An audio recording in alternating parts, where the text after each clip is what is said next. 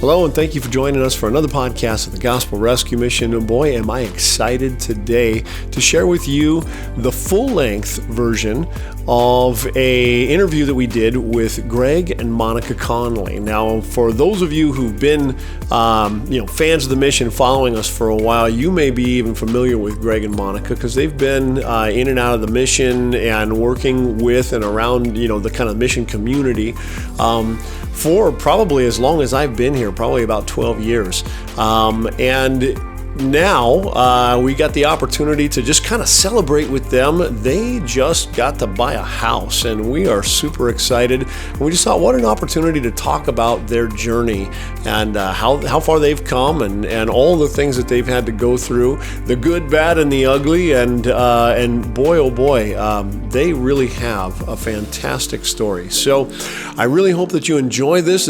We have a shorter version of this on our YouTube channel. It's just the nutshell version, the video of it, if you want to get an idea of what Greg and Monica look like and everything. That's a fantastic thing. If you do like these things, would you just share and follow them? Follow us on Facebook, follow us on YouTube, and share them with your friends. That's how people get to know who we are. With all that said and no further ado, let me introduce to you Greg and Monica Connolly. Hi, my name is Monica. This is my husband, Greg, and we are past mission residents. So we met in 2001. I was 17, he was 20. Our relationship was off to a really fiery start. Right from the beginning, we very quickly became parents, very quickly also became addicts together. So the very beginning of our relationship was very tumultuous. There was a lot of chaos. But I think somewhere in there, our souls knew that God wanted us together. We didn't really see all of that until much later in our relationship, At the time, I wasn't really deep into my addiction as far as meth. I was like any teenager of my friends back then, smoking pot, drinking. I had always known the Lord in a sense that I had known him, but I hadn't been walking that walk. So every now and then I'd talk to Monica about him and stuff, and we'd have our little moments, but she wasn't really following that path. She was following a different path, as she said. Monica soon became pregnant. I was going from place to place, staying with my dad. There was a really toxic relationship with me and my dad. And I really started to get into meth, crystal meth, really bad. And then eventually Monica got involved in it. I had gotten caught, so I was on probation and going to jail multiple times, did a lot of stretches in jail. Eventually she found out she was pregnant with our daughter, Samantha. She was the best thing, and my son, but when my daughter Samantha was born, it really didn't hit me like it would hit anyone else until she moved into my dad's house, and my daughter was in her swing, and I heard her making this noise, and I looked back and she smiled at me, and something happened right there, and just, I guess you could say a light switch flipped on, and I started caring about the things I was doing that were wrong. Doesn't mean I changed right away, but I started caring. I started to become something that God could use. And the pattern pretty much, though, was wash and repeat, wash and repeat. Every time Monica would lose me, I would do what I had to do to get her back. And I'd get her back, and then I'd fall right back in, because I wasn't addressing the root of the matter. So as time went by, we decided to get married. We got married 2004 in June, I believe. And my parents moved us up, my mom and my stepdad moved us up to Oregon, and I started working painting houses with him. We were doing really good for a while, and then finally one day we're like, let's do it once, which is everyone's worst choice. And it all went downhill from there. So eventually our parents had to throw us out.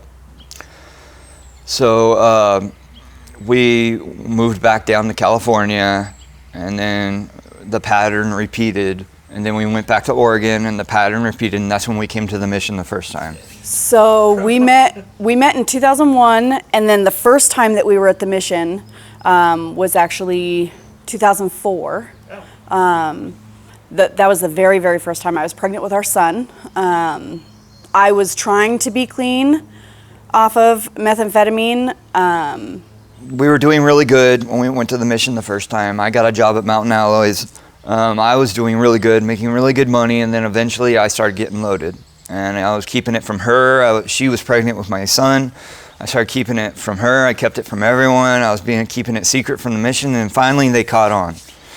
So I came back, and Pastor Heck, who was the executive director at the time, he was also the pastor, was sitting in the office at the old mission building. We call it the Yellow Submarine. They were all in there, and I remember him saying to Monica, do you want your marriage to work, or do you just want to leave because you're justified?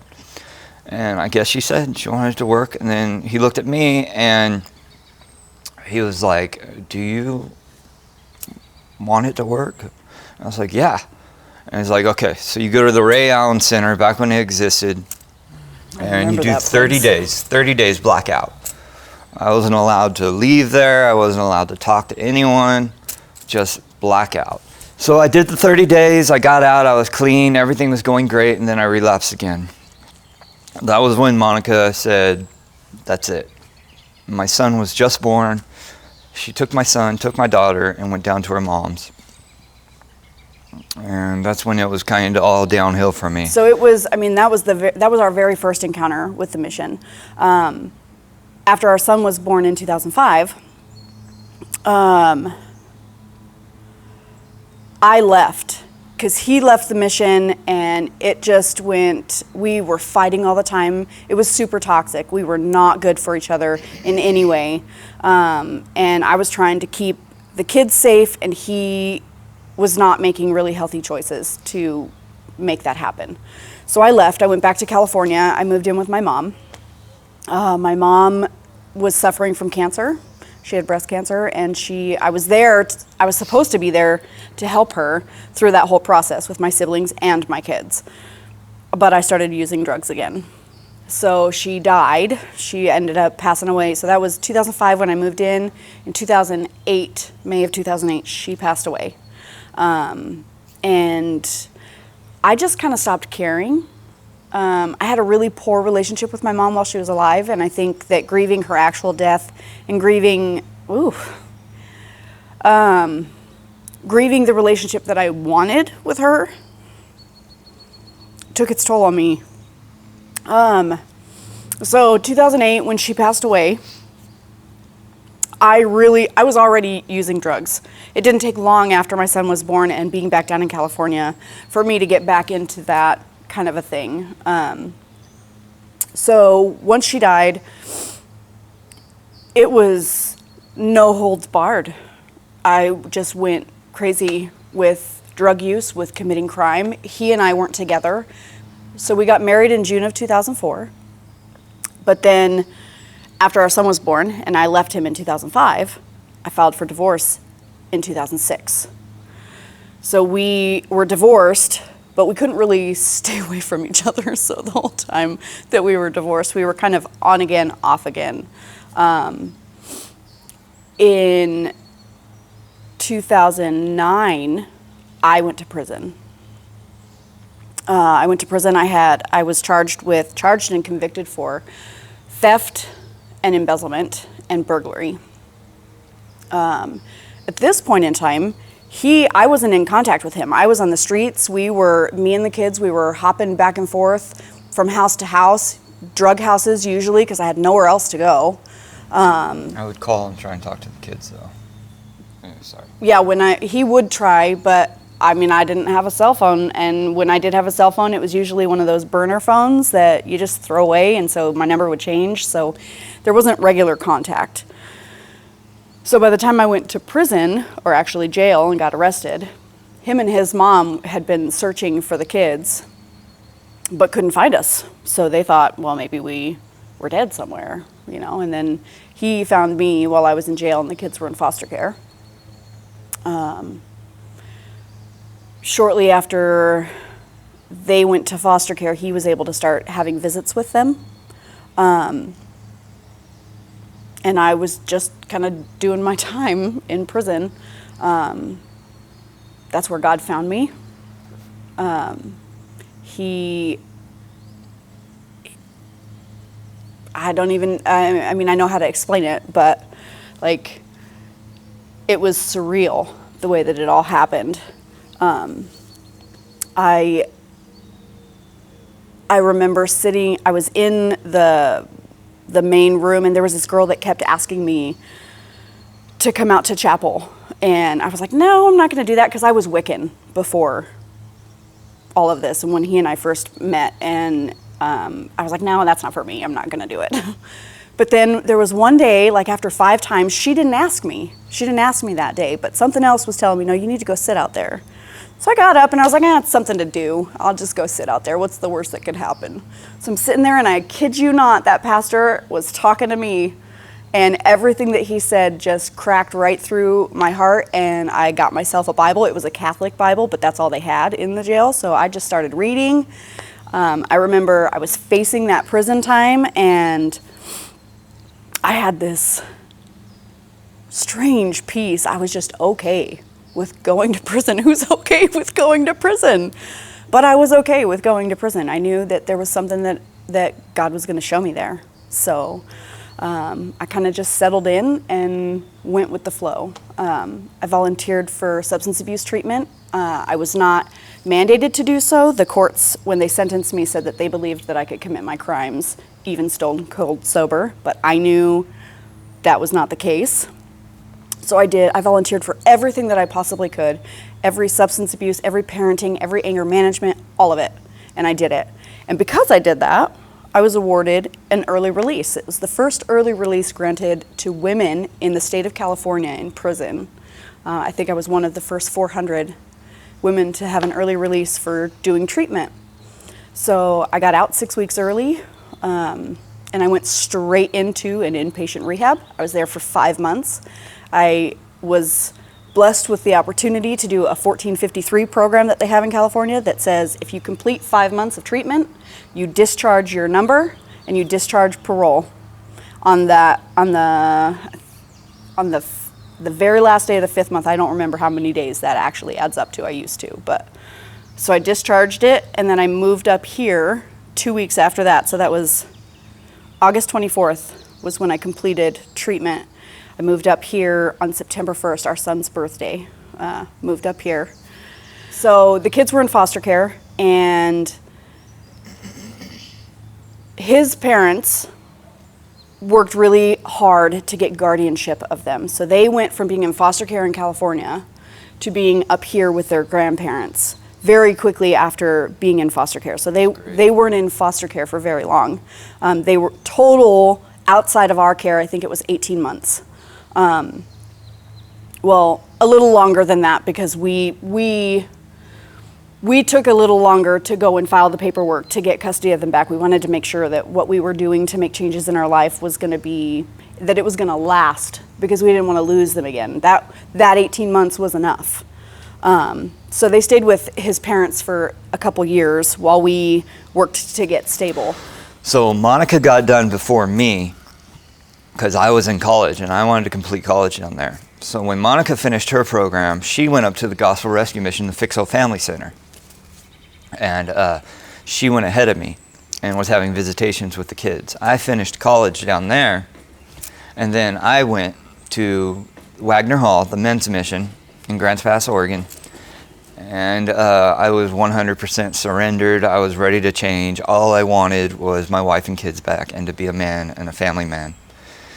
And I had given my life to Christ. I had surrendered. There were still some reservations there, but God was working with me. He could work with me now.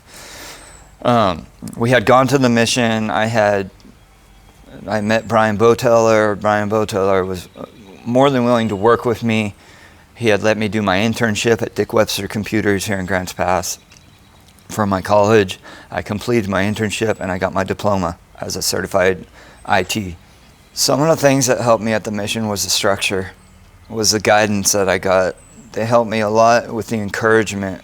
When I came up here, I was ready to work and I finished college, and Brian Boteller encouraged me. It was like, yeah, let's get you out there. Let's get you working, stuff like that. So I would tell them my goals.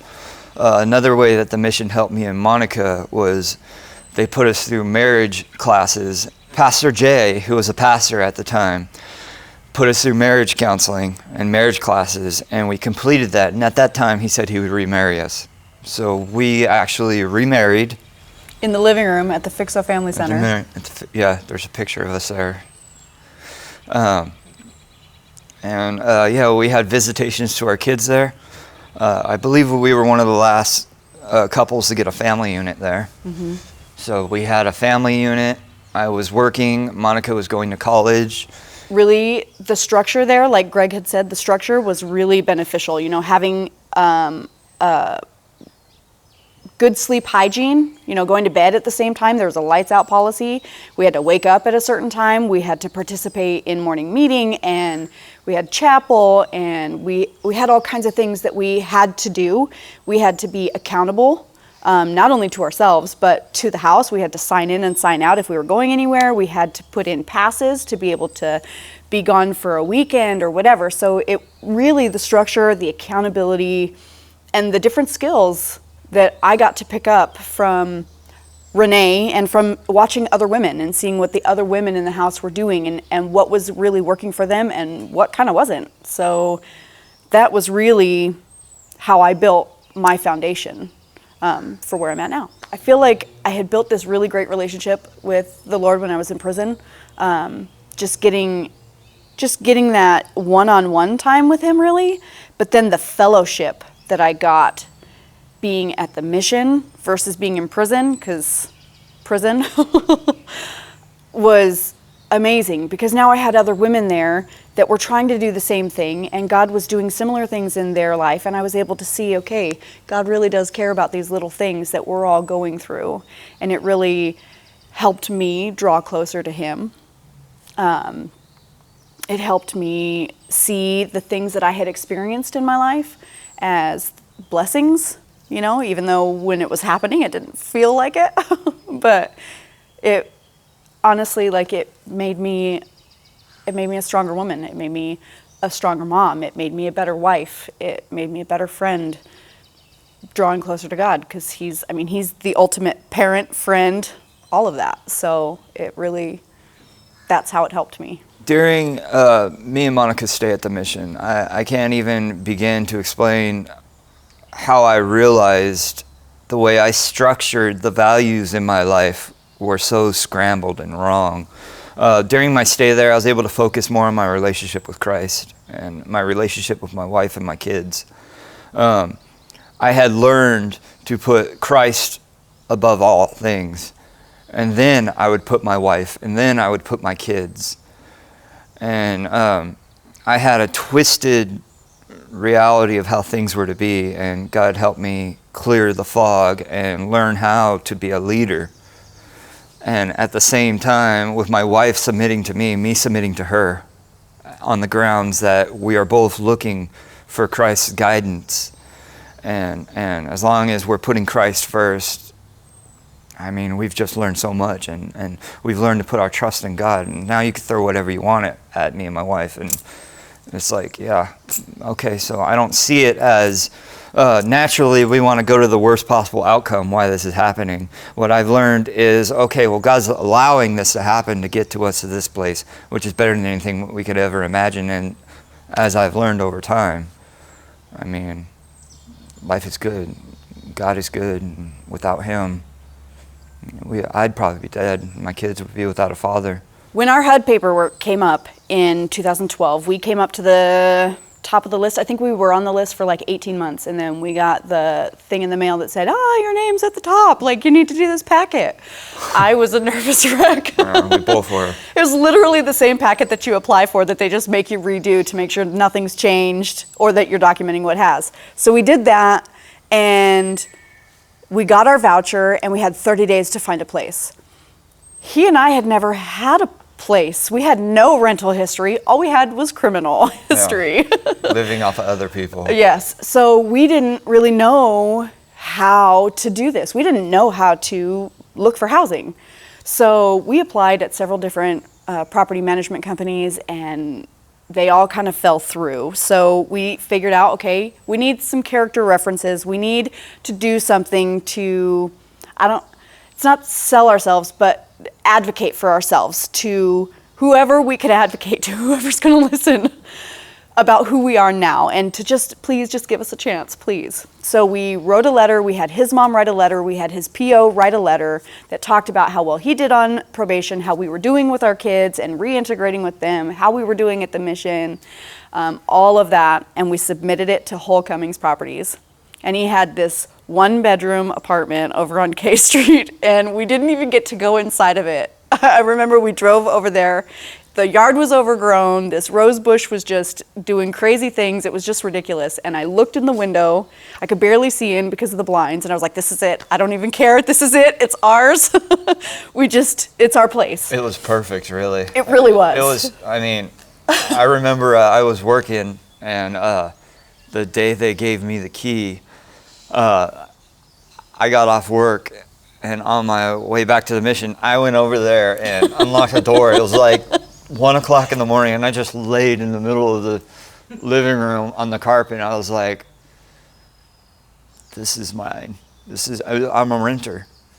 And it was just, to most people that would be nothing, but it was just, it was ours. It was our first step, and that step seemed like a mountain that we'd never conquer. So yeah, anyways. Yeah. It was really great. It was really small, but we made it work. The mission has been so good to us. We had nothing when we moved out of there. We had the little things that we had accumulated during our stay there, but we had no dishes. We had no furniture. Yep. We had none of that. Yep. So when we moved out, the mission came alongside of us, and they were like, okay, look, go to the store, get yourself a table and some chairs for your house. A couch. Get a couch. A TV. Get a TV, get a bed. I remember Glenn had this corner TV stand. Yeah, it was pretty nice. And he was like, it was super nice. He was like, you see this thing? I can't get anybody to buy it. Yeah. Do you want it? I was like, yes, I do. It's a corner thing. I love corner things. He's like, God bless you. God is good. Take it. After that place, we ended up getting custody of our kids back in 2013. And we got a bigger apartment. We got a 2-bedroom. So we were moving in there, and we needed a little bit more furniture because now we have our kids back. So the mission, again, blessed us beyond measure with the things that we needed in order to be able to provide for our kids. And I remember when I was in prison, there was one thing that one of the pastors had said to me. He said, if you are faithful in your pursuit of Christ, he will restore what the locusts have eaten. And I remember when we got the kids back and when we moved into our 2-bedroom, and they had their bedroom and they had their space and we had our space, and then we had the space together, and we were filling that space, all of us together. Mm-hmm. I really felt like, okay, God's restoring what the locusts have eaten. And it felt so good. I felt like me again, because I'm a mom. I'm their mom.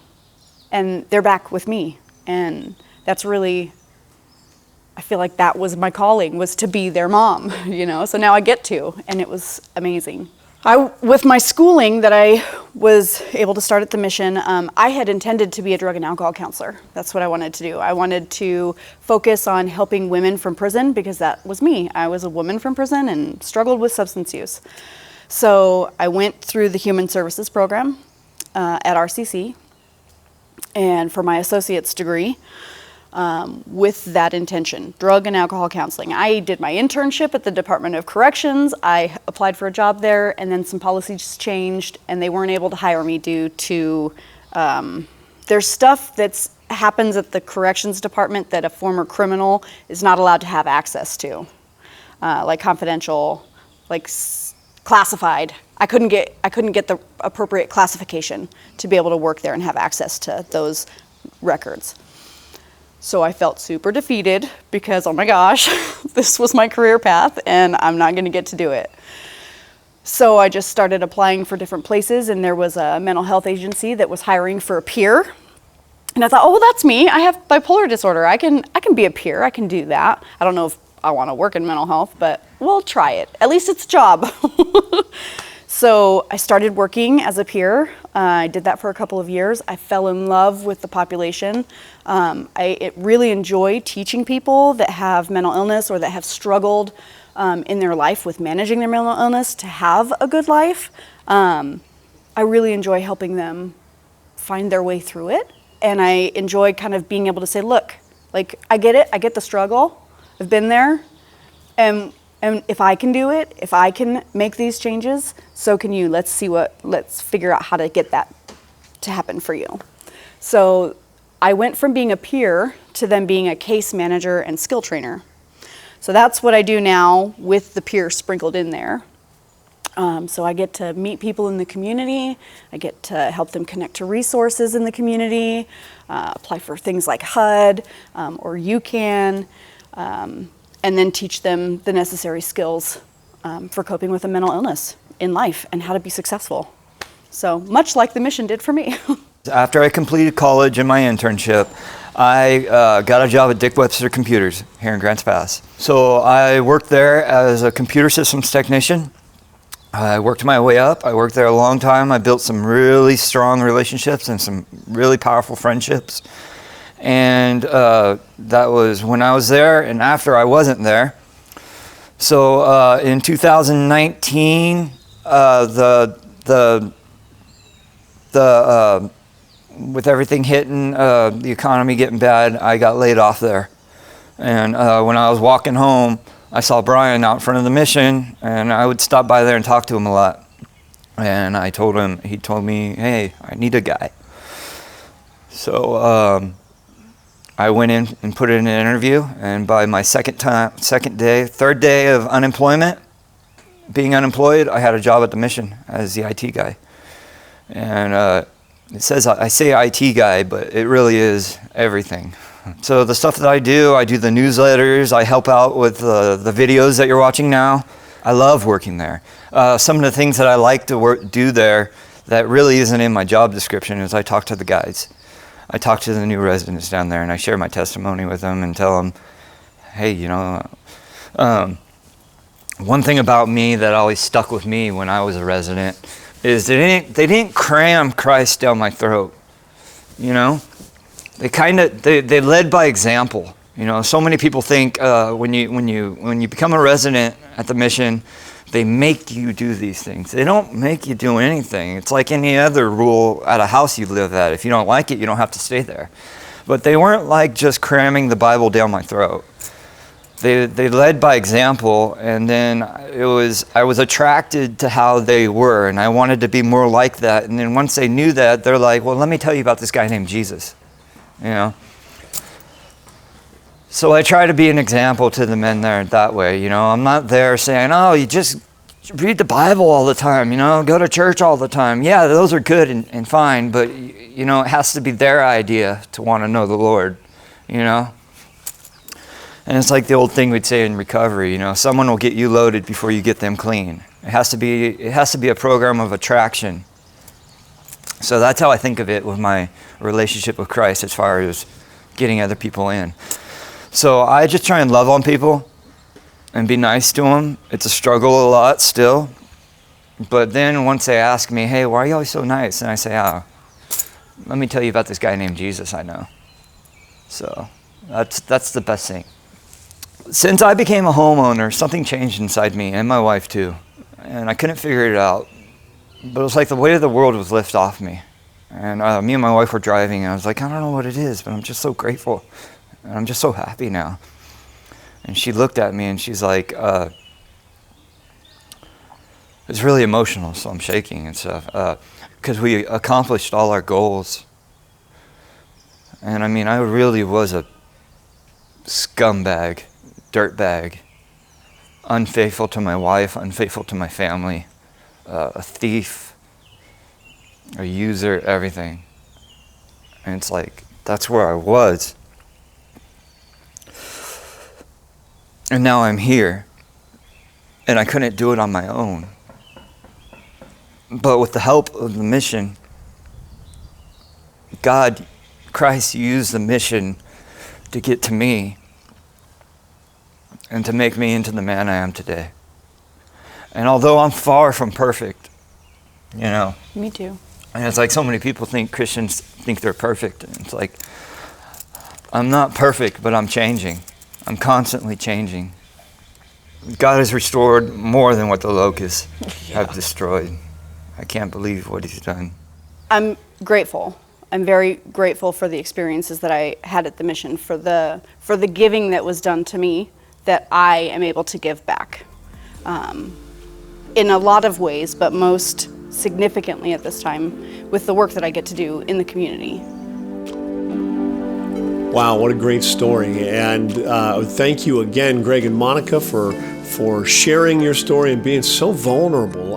What an excellent story. What a great testimony to the grace of God in someone's life coming through the Gospel Rescue Mission, and what a privilege it's been to walk with them on this journey. So, you know, we get our help from folks like you. If you like what you just heard, would you take the time to let us know and maybe go to our donate page and support the work of the Gospel Rescue Mission? And hey, if you can't donate, just think about maybe coming down and volunteering. You know, we have a great volunteer site, volunteer sign-up site on our website, and we'd love to get to know you, figure out how we can plug you into the program and be a part of the team here at the Gospel Rescue Mission. And Greg and Monica's story is just one of many that come through here, and they come through every year. We really get hundreds of great stories of recovery and redemption and renewal with folks every single year. It's been a joy to work with them. It's a joy to work with each of our residents.